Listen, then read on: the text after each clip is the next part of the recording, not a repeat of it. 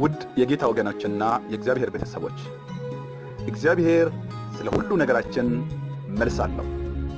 ሐሳቡንም የጠቀለለው በቅዱሳት መጻሕፍት ነው። ስለዚህ ይህ የዩቲዩብ ቻናል ዋና መልእክቱ መልስ ወዳለው ቅዱስ መጽሐፍ እንድንመለስ ስለሆነ ስለ ሕይወታችን፣ ስለ እምነት መሠረታችን፣ ስለ ማኅበራዊ መስተጋብራችን፣ ስለ ነፍሳችን እውነተኛ ምግብ፣ ስለ ሁሉ ነገራችን ዛሬም ቢሆን ቃሉ ይናገር። ቀጣይ መልእክቶችን ለማግኘት ሰብስክራይብ ያድርጉ፣ ሼርም ያድርጉ፣ ላይክ በማድረግ የቻናሉ ቤተሰብ አባላት ይሁኑ። በክርስቶስ ኢየሱስ የተወደዳችሁ የቃሉ ይናገር የዩቲዩብ ቻናል ተከታታዮች ለእናንተ በየጊዜው እግዚአብሔር ያሳሰበኝን መልእክቶችን ሳቀርብላችሁ ታላቅ ደስታ እየተሰማኝ ነው።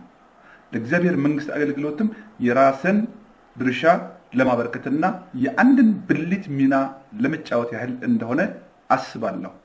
እናንተም በላይክና በኮሜንት እያበረታታችሁኝ ስለሆነ ስራዬን በደስታ እግዚአብሔርን እያመሰገንኩ እንድሰራ ስለምትረዱኝ እግዚአብሔር ይባርካችሁ።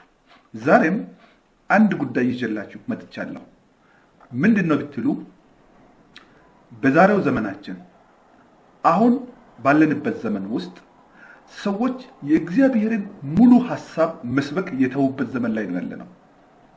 መከራውን፣ ቅድመ ሁኔታውን ይዘሉና ተስፋውን ብቻ የሚሰብኩበት፣ ተስፋውን ብቻ የሚረጩበት ዘመን ላይ ነው ደረሰነው። ይህ ደግሞ አደገኛ አካሄድ ነው። ብዙ ተስፋ ተነግሮን፣ ብዙ የተስፋ ቃል ተነግሮን በእኛ በኩል ደግሞ መሟላት የሚገባው ካልተነገረን ባዶ ተስፋ ነው። ይህም ቫኪዩም ውስጡ ይዘት የሌለው ተስፋ፣ የማይፈጸም ተስፋ ስለሆነ እነዚህ አይነት ስብከቶችና መልእክቶች እንድትጠነቀቁ 5 ዋና ጥቅሶችን ይነግራችኋለሁ። ተስፋውን ይነግሯችኋል፣ ቅድመ ሁኔታውን ግን አይነግሯችሁም። እኔ ግን ያለ ቅድመ ሁኔታ የሚሰበከው ስብከት ባዶ እንደሆነ የሚያስረግጡ 5 የመጽሐፍ ቅዱስ ክፍሎችን በዚህ ክፍለ ጊዜ አቀርብላችኋለሁ። ተከታተሉኝ። ሰብስክራይብ ያድርጉ፣ ሼርም ያድርጉ፣ ላይክ በማድረግ የቻናሉ ቤተሰብ አባላት ይሁኑ። የመጀመሪያው ጥቅስ ብዙውን ጊዜ እየተጠቀሰ የምናገኘው በሁለተኛ ዜና ምዕራፍ 7 ቁጥር 14 ላይ ነው። ሁለተኛ ዜና ምዕራፍ 7 ከቁጥር 14 ላይ ነው።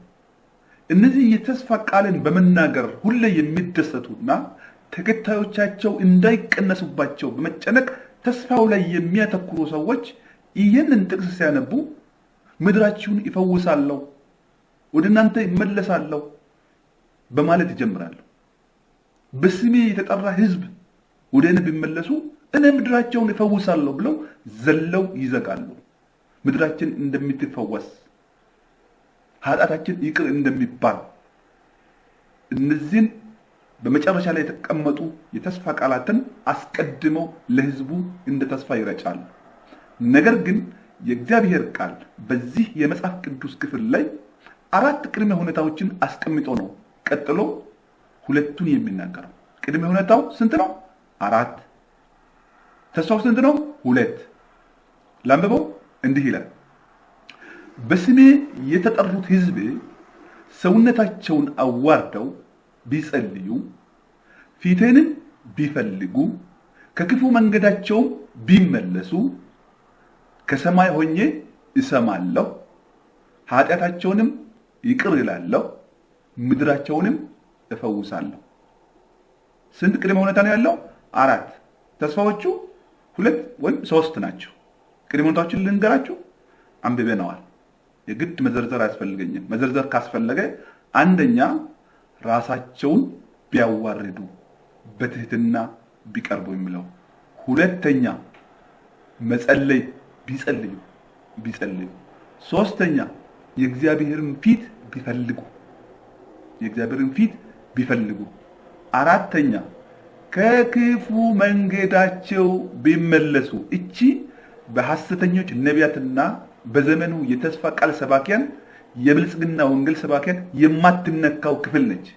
ሰዎች ከክፉ መንገዳቸው እንዲመለሱ እቺን አይነኳትም። እቺን ስብከት ቢደጋግሟት ነገ ተከታዮችና ተሳታፊዎችን እንደሚያጡ ስለሚያውቁ በእግዚአብሔር ሳይሆን በሰውኛ ጥበብ ምእመኖቻቸውን ስለሚያከማቹ እችን ቅድመ ሁኔታ መንካት ይፈራሉ።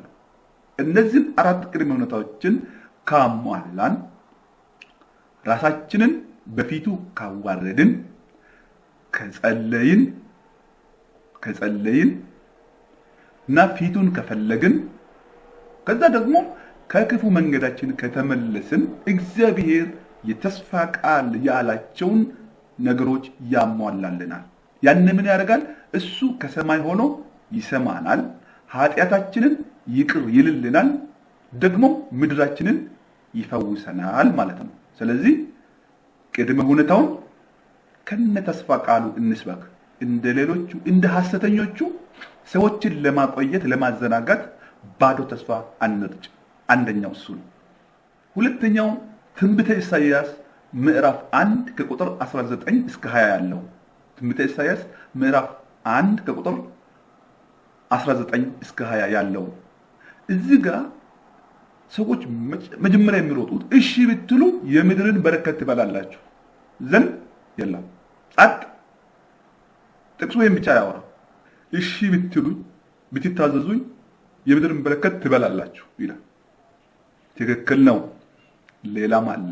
ያ ጥቅስ ሙሉን ማንበብ ያስፈልጋል። የምድርን በረከት ለመብላት እግዚአብሔር የሰጠንን የምድርን በረከት ምድር የምትሰጠውን በረከት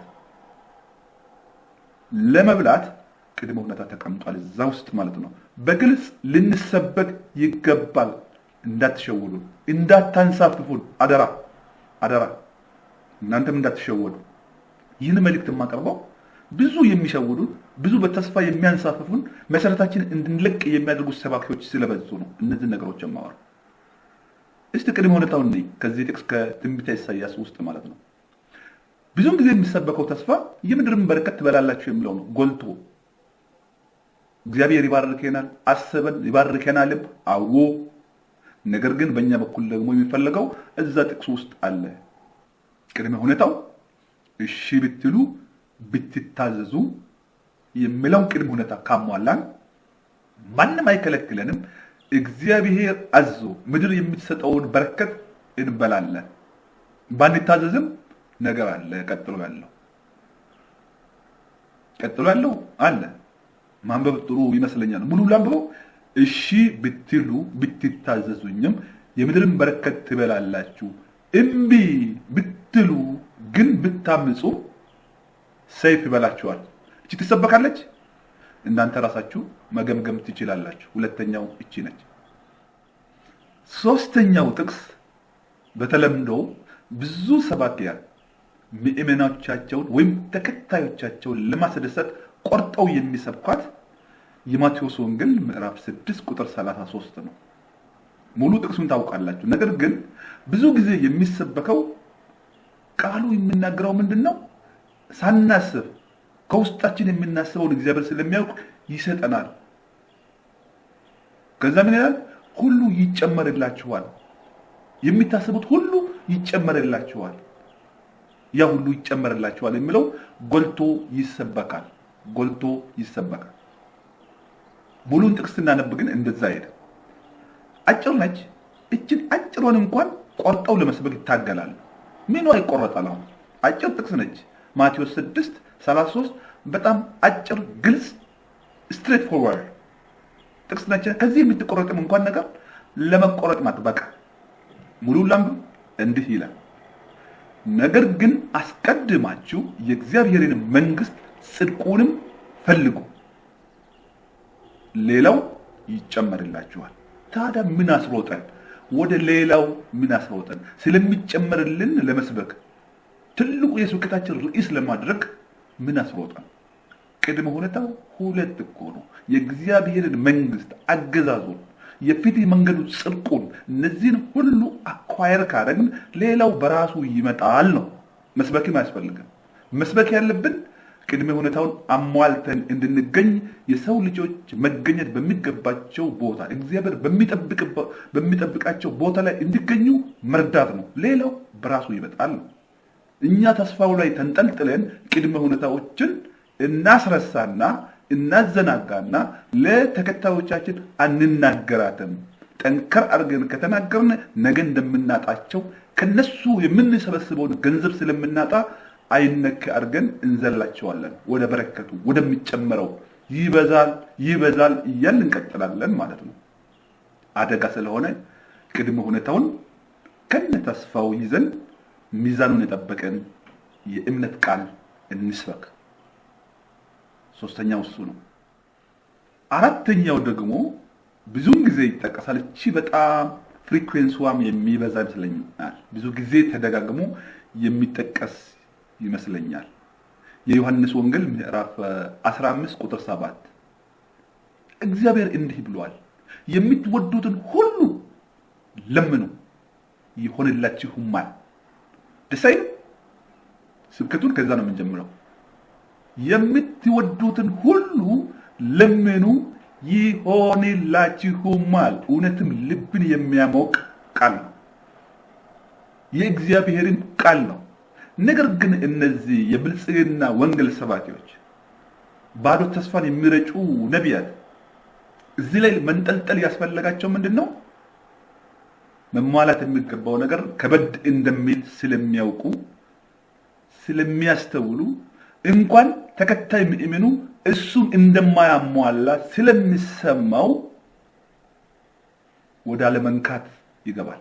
ከዛ እሱም ፈርቶ ፈሪ ተከታዮችን ለማፍራት ባዶ የተስፋ ቃልን ይረጫል።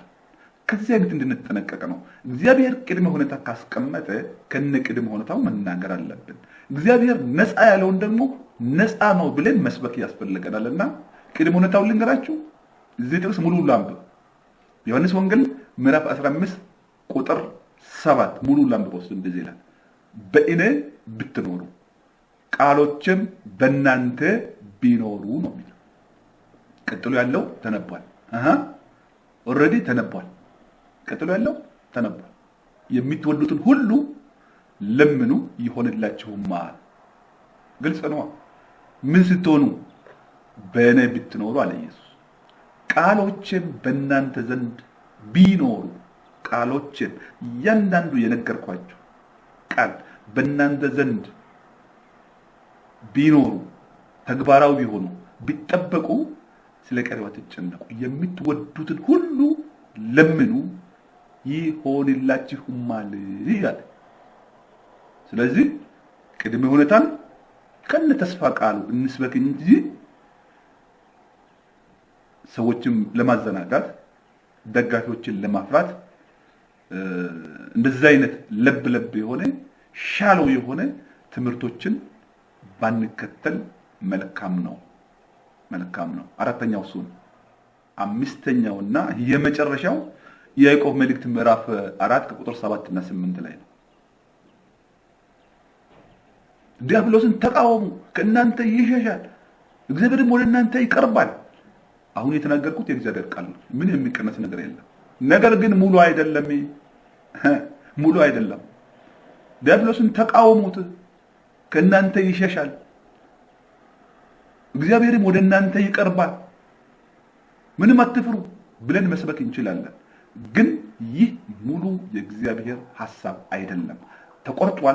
ተቆራርጧል። የምንፈልገው ከውስጥ ተመዞ ነው የተነገረው። ቅድመ ሁኔታ አለው።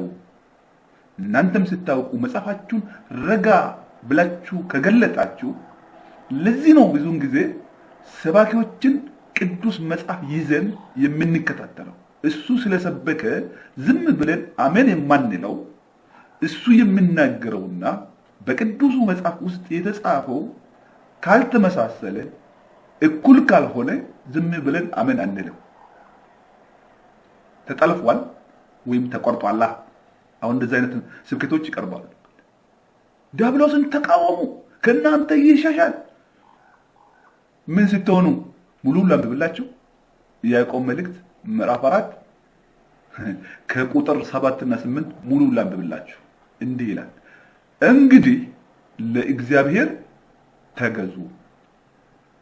ከባድ ቃል ነው። እንግዲህ በዚህ ዘመን በፈቃዱ ራሱን ለእግዚአብሔር ማስገዛት የሚፈልግ ሰው በሌለበት ዘመን ትልቅ ጉባኤ ፊት ቀርበህ በመጀመሪያ ለእግዚአብሔር ተገዙ፣ ከዛ ነው ዲያብሎስን መቃወም የምትችሉት ብለህ ብትሰብክ ይህ ምን አይነት ንግግር ነው ብለው ሰዎች ከኢየሱስ እንደሄዱ ደቀ መዛሙርት ከኢየሱስ እንደሄዱ ብዙ ምዕመናኖች ያን ቤተክርስቲያን ያንን ሰባል ጥለው እንደሚሄዱ በዚህ ሰዓት ሳይታለም የተፈታ ነው። ቃሉ ግን ይህ ነው። ለእግዚአብሔር ተገዙ። ከዛ ምን ታደርጋላችሁ? ዲያብሎስን ተቃወሙ። እሱ ምን ያደርጋል? ከእናንተ ይሸሻል። ምክንያቱም እናንተ ያላችሁት በእግዚአብሔር ግዛት ውስጥ ነው። እናንተ ደስ የሚላችሁ የእግዚአብሔርን ሕግ በመፈጸም ውስጥ ስለሆናችሁ ኃይላችሁ እግዚአብሔር ነው። ስለዚህ ዲያብሎስ ሊጠጋችሁ ስለማይችል እናንተ ስትቃወሙት ይሸሻል። ምርጫ የለውም። ሙከራ አይደለም፣ ምርጫ የለውም።